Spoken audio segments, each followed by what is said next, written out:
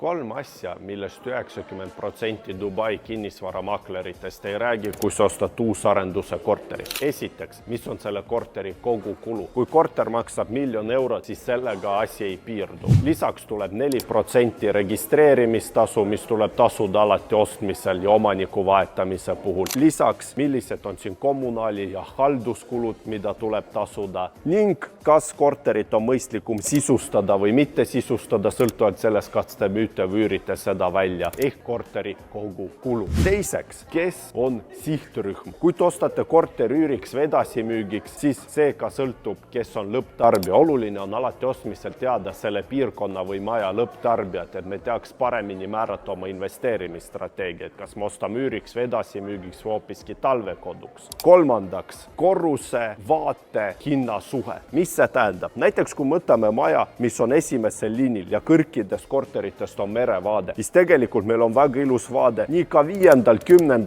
ja 30. korrusel, aga kallima maja puhul võib iga korrus maksta 5-10 000 eurot rohkem. Ehk näiteks kui me ostame korteri 10. või 30. korrusel, siis müües seda korterit valmimisel edasi, me teenime kõrgema korruse pealt tõenäoliselt vähem. Ja kui sulle pakub Dubai kinnisvara huvi, siis jälgi mind, räägin statistikast, trendidest ja parimatest pakkumistest.